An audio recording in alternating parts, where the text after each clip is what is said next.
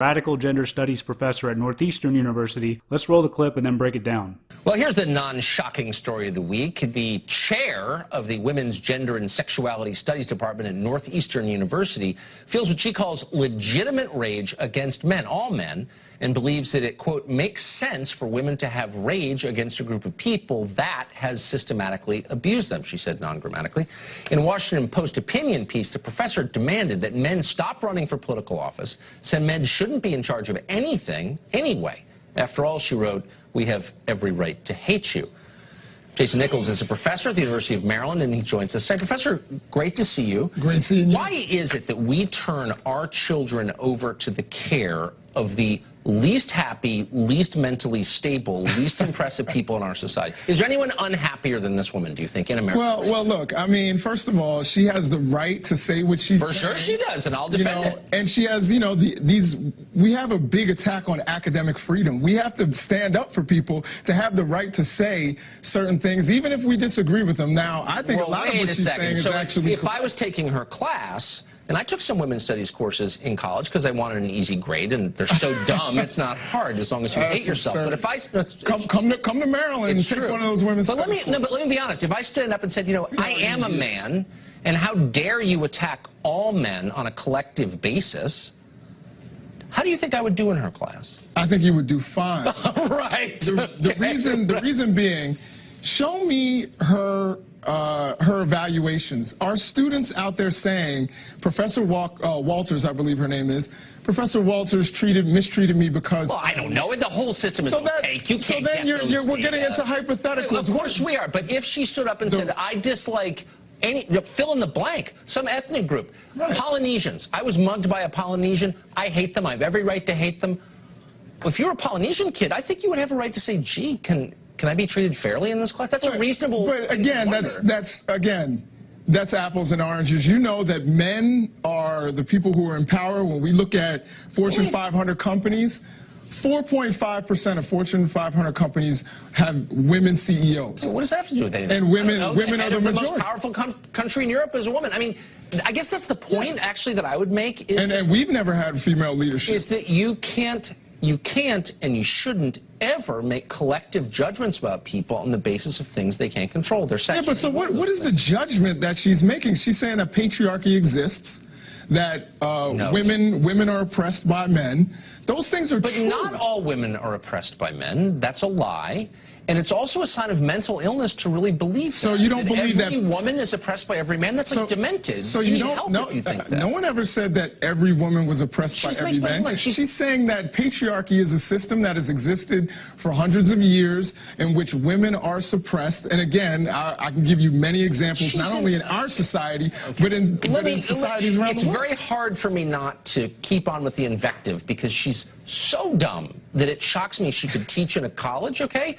But I will set that aside and ask, if you believe that, how can you occupy a paying job in a university that a woman should be sitting in? You don't have to resign and give jobs. But wouldn't that be pretty effective? I think one of the effective ways to do it is to recognize and be willing to accept female leadership. That's what she's really saying. No, I think what she's really saying is you should resign. I don't think that's what she's saying. Patriarchy is real. And give your job to a woman. No, I don't think that that's what she's saying. And the argument should be systemic. That's where I actually had an issue with what it was. Not every man is the same. Just like every member of any ethnic group is not the same. But every man needs to recognize women and be open to female leadership, which many men are not. And that's the problem. I think that women should be open to treating men as individuals and not as a group. Yeah, I think that has happened historically, but right now we need for men to be open to female when you leadership. resign, call me. Professor, great to see you. Yeah, I'll call you for a job.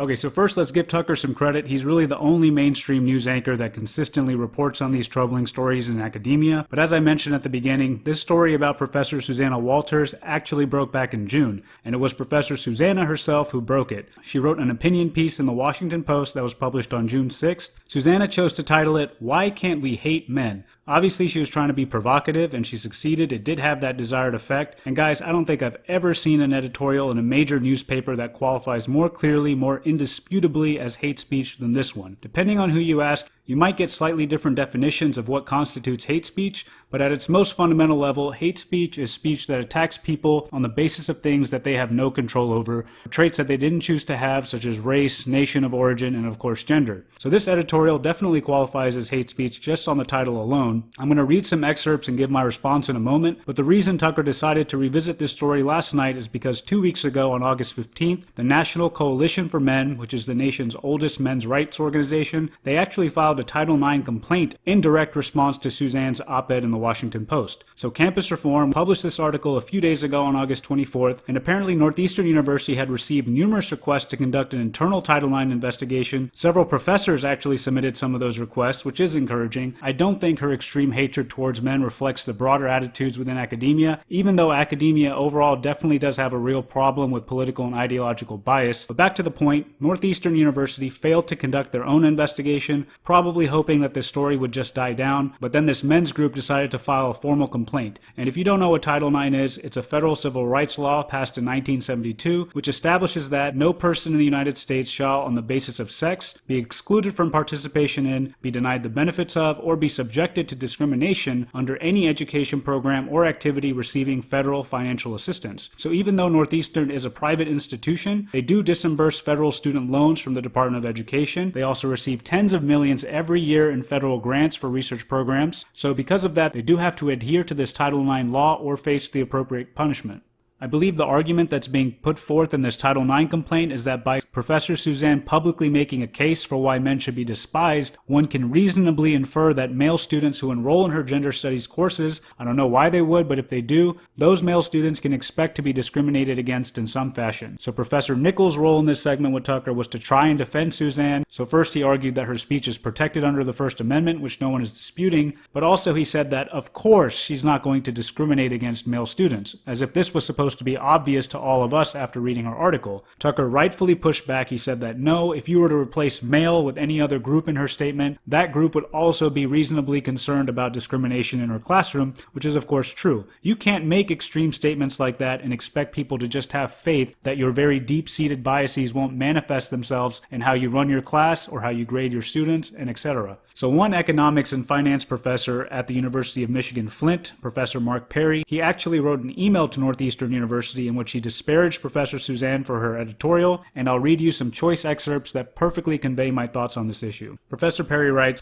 "She has not only publicly demonized and belittled all males at Northeastern University, she called out publicly for the universal hatred of all men. That makes Miss Walters a confirmed sexist and bigot in violation of Title IX and your university's own stated policies that prohibit such discrimination." He went on to say, "How could a male student ever expect fair, just, and equitable treatment while taking a class from Professor Walters, who has publicly expressed hatred for all men?" He added, "How could a male faculty colleague applying for tenure and or promotion in the Department of Sociology and Anthropology expect fair treatment from Professor Walters after her public admission of hatred toward all men?" Well stated by Professor Perry, all reasonable and justified concerns. In Northeastern's defense, even though they didn't go as far as launching their own Title IX investigation, they did issue a statement to Campus Reform shortly after Suzanne's editorial was published, which read, "Northeastern University steadfastly supports a safe and inclusive learning and working environment in which hate has no place. The university has more than 1,000 faculty members whose viewpoints span the entire political spectrum. Consistent with our unwavering commitment to academic freedom, the opinions of an individual professor do not reflect the views of the university or its leadership. Northeastern is committed to fostering an environment in which controversial ideas can be discussed, debated, and challenged." Obviously, some people, like the members of this men's rights group, did not believe that they went far enough, and I happen to agree with them. Because in today's political climate, where leftism is getting more and more out of control, you can't have hatred like this go unreprimanded. A statement has to be made to our college professors that they have to adhere to a certain standard of civility. They're free to have their own private opinions, but they cannot come out and make these kinds of statements. Just let me read you Professor Suzanne's closing statement in her article. "So men,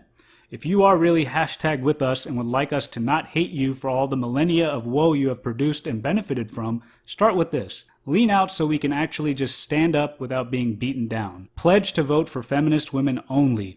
Don't run for office.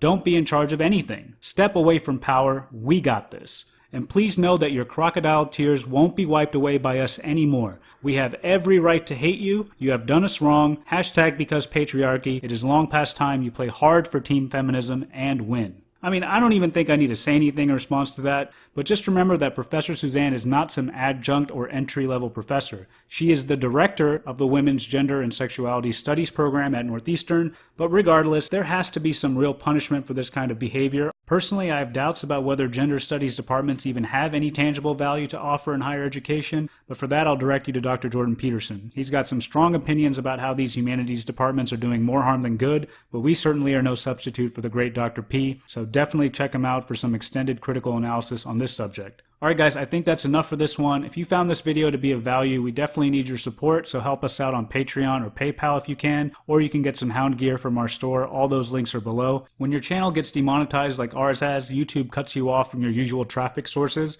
So our videos used to get promoted a lot on people's home pages and on their recommended videos, but now they've been replaced with monetized videos that have ads on them so that YouTube can make money. So please share our videos with your friends, family, and coworkers, and also follow us on Twitter. The link to our Twitter page is down in the description. We're going to start utilizing Twitter more and more as we try to revamp this channel, so definitely follow us on there for future announcements and daily news updates. Alright, I'll see you guys in the next video.